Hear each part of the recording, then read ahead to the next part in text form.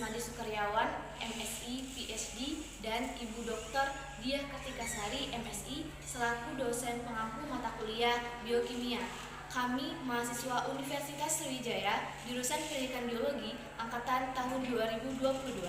Perkenalkan, nama saya Emilia Prananda. Saya Nia Damianti. Saya Aurelia Putri. Di sini kami akan menampilkan video mengenai materi logika molekuler organisme hidup, terkhususnya mengenai karakteristik makhluk hidup yang terdapat di lingkungan sekitar kami. Selamat menyaksikan.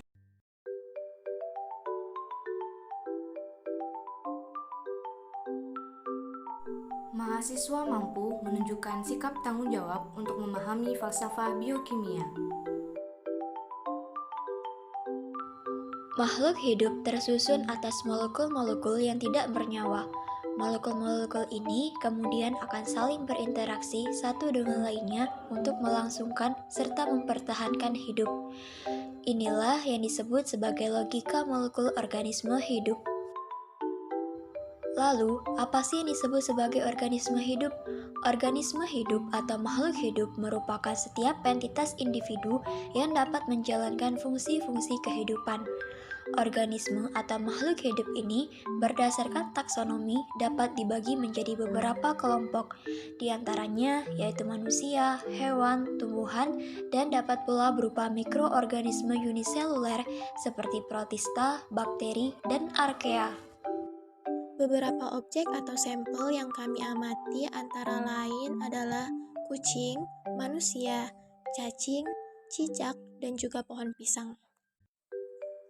Adapun rangkaian prosedur dalam pengerjaan proyek ini yaitu: pertama, mempelajari dan memahami materi logika molekul organisme hidup. Kedua, mencari dan mengamati perilaku makhluk hidup di sekitar, baik manusia, hewan, dan tumbuhan. Ketiga, menentukan tumbuhan dan hewan yang dapat dijadikan objek. Keempat, merekam karakteristik dari tumbuhan dan hewan yang dijadikan objek. Dan kelima, membuat video presentasi berdasarkan hasil pengamatan.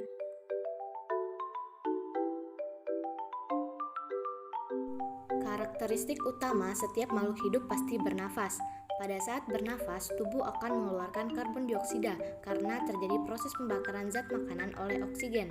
Setiap makhluk hidup pasti bernafas, walaupun proses pernapasannya ada yang berbeda, seperti kucing yang ada dalam video ini. Kucing termasuk hewan mamalia yang bernapas menggunakan paru-paru. Makhluk hidup membutuhkan nutrisi. Nutrisi tersebut didapatkan dari makanan dan minuman yang kita makan.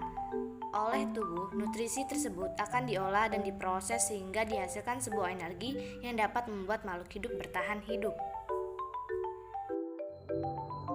Salah satu ciri dari makhluk hidup adalah mengalami reproduksi. Seperti tampak pada video, terdapat induk kucing dan anaknya. Ini menunjukkan bahwa kucing tersebut telah mengalami reproduksi. Reproduksi pada kucing dapat terjadi secara seksual.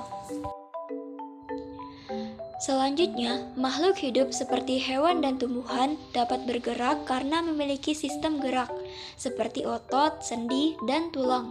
Seperti pada cacing dalam video ini, yang bergerak dengan bantuan otot-otot yang ada pada bagian-bagian tubuhnya.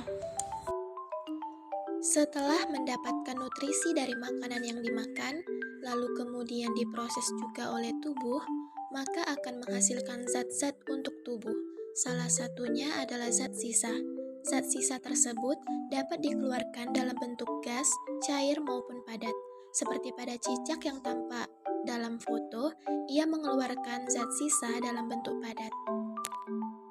Saat tidak sengaja terkena panci panas, kita akan secepat mungkin menjauhkan tangan dari panci panas tersebut. Gerakan tersebut merupakan salah satu bentuk peka terhadap rangsangan. Rangsangannya yakni berupa panas dari panci. Setiap makhluk hidup tentunya pasti mengalami tumbuh dan berkembang dalam hidupnya. Seperti yang tampak pada tumbuhan pohon pisang tersebut. Selama tumbuhan masih hidup, tumbuhan akan tetap bertumbuh tinggi karena pertumbuhan pada tumbuhan sifatnya tidak terbatas. Kesimpulan yang dapat kita ambil adalah logika molekuler organisme hidup membahas mengenai benda tak hidup yang menyusun organisme hidup yang saling berinteraksi satu sama lain untuk melangsungkan serta mempertahankan hidup. Berdasarkan hasil pengamatan yang telah dilakukan, dapat disimpulkan bahwa setiap makhluk hidup memiliki karakteristik yang sama, walaupun cara menunjukkan karakteristik tersebut tidak selalu sama. Berikut yang dapat kami sampaikan mengenai materi logika molekuler organisme hidup, terkhusus karakteristik makhluk hidup yang ada di lingkungan sekitar. Terima kasih. Wassalamualaikum warahmatullahi wabarakatuh.